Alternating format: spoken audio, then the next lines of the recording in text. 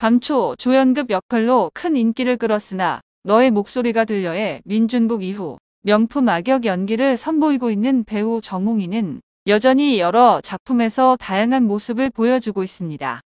하지만 그에 대한 여론은 호불호가 꽤 갈리는데요. 이는 과거 그가 행했던 행동들로 동료들이 피해를 본 것이 문제가 된 것이었습니다. 그저 뛰어난 연기자 중 한 명인 줄로만 알았던 그에게는 어떤 과거가 있었던 것인지 한번 살펴보겠습니다. 정웅인이 연기에 입문하게 된 계기는 아주 우연이었습니다. 경기 안양 양명고 신입생 시절 특활부를 신청해야 하는 학기 초 무렵이었습니다. 각 특활부서 선배들이 제각기 부서에 대한 소개를 하며 가입을 권했지만 그는 딱히 가입하고 싶은 부서가 없었습니다. 어떤 선배가 특활부 가입 아직 결정하지 못한 사람 손들어봐 라고 하길래 그는 손을 들었고 그 선배가 대뜸 너 그럼 연극부 해라. 수업 마치고 강당으로 오도록 해라고 했습니다. 그렇게 신입생 정웅이는 얼떨결에 연극부에 들어서 연기를 시작하게 됩니다. 그의 재능은 곧바로 눈에 띄었고 선생님들로부터도 너는 배우가 천직이야 천직. 꼭 연기자가 되도록 해라는 칭찬을 받게 됩니다. 그 후 동랑청소년 연극제에도 나가게 되었고 서울예대 연극과에 입학하면서 본격적인 연기 연습에 돌입합니다. 그런데 사실 정웅인의 집안 형편은 그리 좋지 않았습니다. 아버지는 사업을 하면서 안산문인협회 소속 시인으로 활동하였는데 수입은 그다지 많지 않았습니다. 이에 어머니가 호떡, 순대를 팔아서 생계를 도모했습니다. 그렇게 그는 대학 시절에는 서울예대 1989학번 중 가장 뛰어난 연기력을 가졌다는 평가를 동기들로부터 받았으나 데뷔 후 20대 시절에는 무명을 전전했습니다. 그는 30대부터 배우 인생이 풀립니다.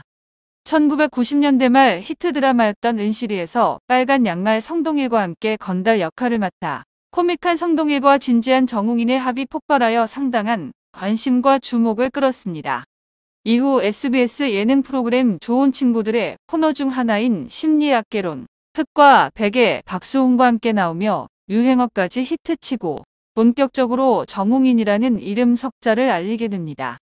그의 얼굴을 제대로 알린 것은 시트콤 새 친구였습니다. 코미디 감각을 갖고 태어난 건 배우로서 고마운 일이었지만 그는 고민에 빠지게 됩니다. 시트콤 새 친구와 영화 두사부일체 시리즈에 출연하면서 코믹 배우 이미지로 각인되는 것이 걱정이었습니다. 그는 예전에 오지명 선생님이 너 더 이상 코믹 연기하면 안 돼. 나도 코믹 이미지 벗고 싶은데 마음처럼 안 되더라라고 충고하셨을 때 흘려들은 게 후회된다. 누군가 타임머신을 타고 과거로 돌아갈 경우 언제로 갈 거냐고 묻는다면 주저하지 않고 새 친구 전으로 돌아가겠다고 대답할 거다. 새 친구는 제게 집과 돈을 선물했지만 동시에 무거운 짐을 안겨줬다. 라고 할 만큼 자신의 배우 이미지에 대해 심각하게 고찰했습니다.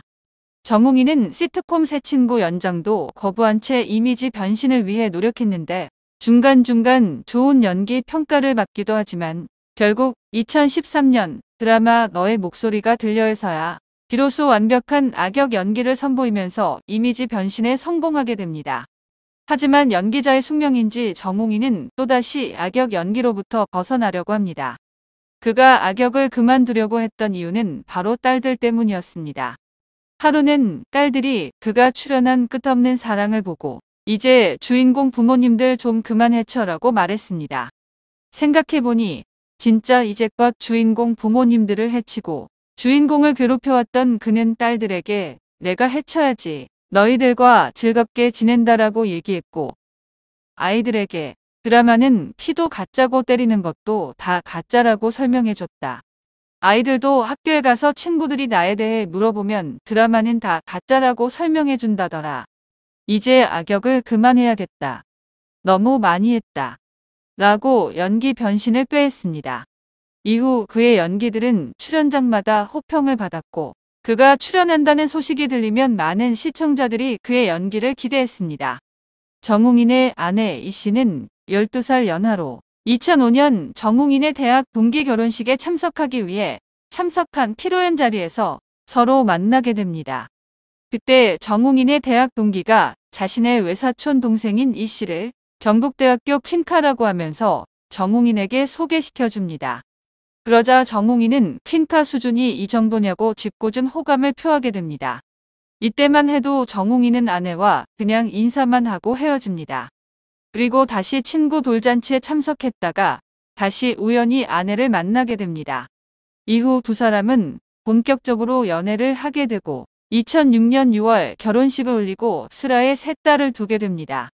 그는 딸들과 함께 MBC 예능 프로그램 아빠 어디가 시즌2에 출연해 큰 사랑을 받기도 했습니다. 정웅이는 서울예술대학 시절 군기반장으로 물리적 가해를 행사했다는 증언들이 늘어나며 논란이 일기도 했습니다. 먼저 배우 안재욱이 무릎팍도사에 출연해 정웅인의 대학 시절 얘기를 했었는데 말 그대로 호랑이였다며 치를 떠는 모습을 보였습니다. 안재욱은 나한테 스트레스 풀러 다니는 사람 같다. 89학번 개떼라고 불렀다. 술 먹고 언제 바뀔지 모른다라고 학창 시절 정웅인의 모습을 밝혔습니다. 이에 정웅인은 라디오스타에 나와 방송을 보고 안재욱에게 전화를 했는데 꺼져 있었다라며 안재욱과 연락이 닿지 않는다고 말했습니다. 또한 내가 안재욱 괴롭혔던 것도 사실은 안재욱이 연기 위한 신체 활동을 하는 동아리 후배 회장이었다. 잘못할 때 체벌도 했고 MT 가서 술 먹고 괴롭힌 기억이 있다.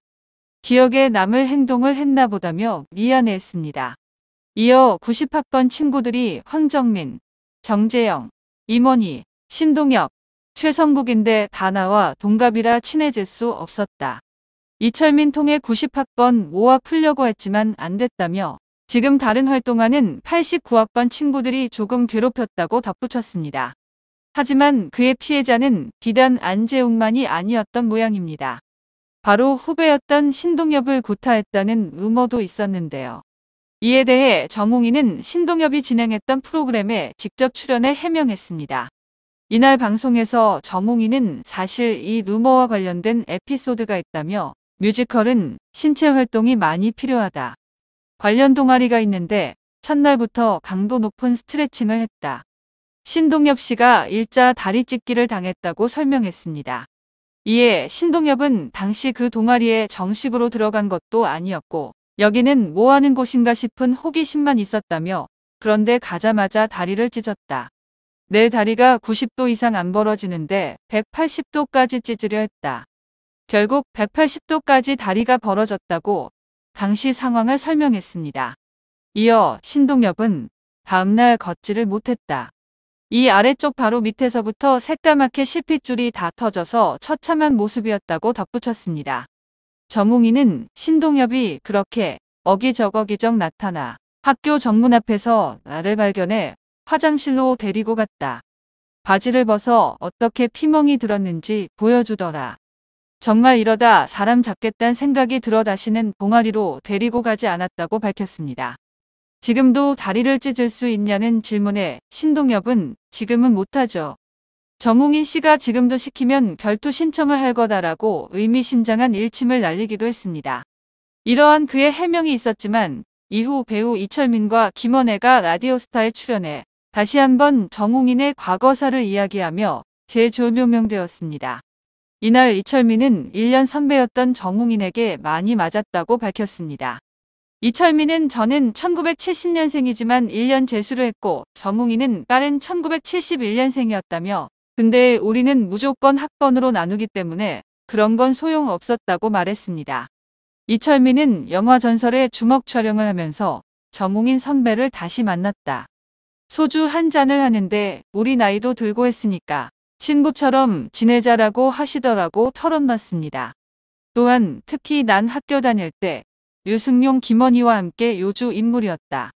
머리도 큰데 눈빛도 반항적이어서 더 그랬다며 맞고서 일어나 가만히 있는데 너 눈빛이 왜 그러냐. 기분 나쁘다고 하더라.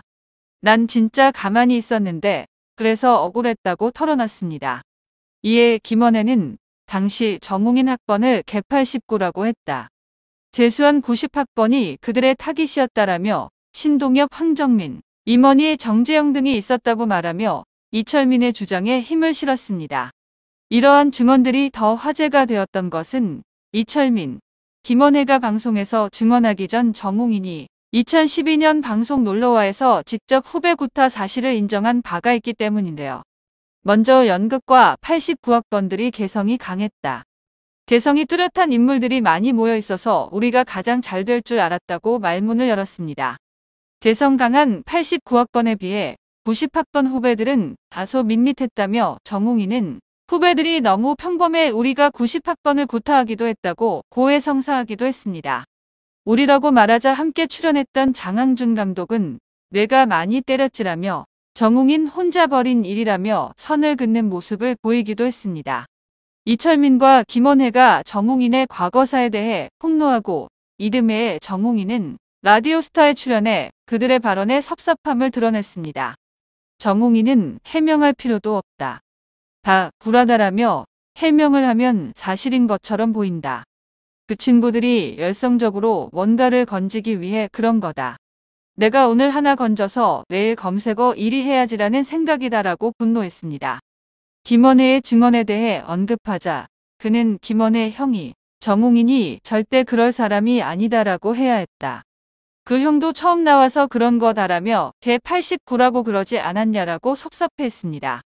또한 MC들의 군기 관련 집요한 질문에 그는 제가 때린 게 아니라 때린 사람이 따로 있다라고 밝혀 궁금증을 자아냈습니다. 군기반장 일화 외에도 그의 태도에 대해 비난의 여론이 일기도 했습니다. 영화 돈텔파파에 이영자와 함께 출연했던 정웅인이 선배인 이영자를 몰아붙인 것이 문제가 된 것인데요.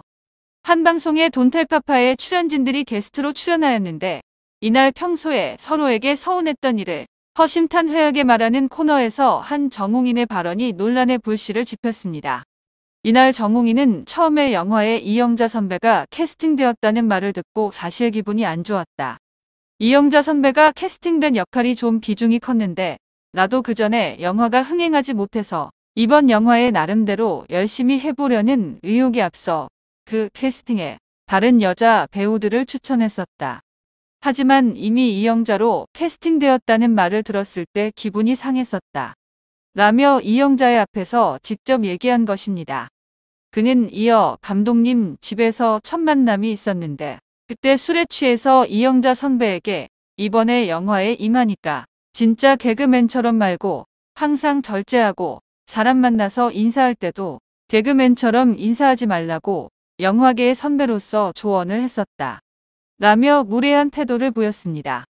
이에 이영자는 정웅인이 날 싫어하는 줄 몰랐다라며 생계가 어려워 영화 출연에 진심이었다는 반응을 비췄습니다.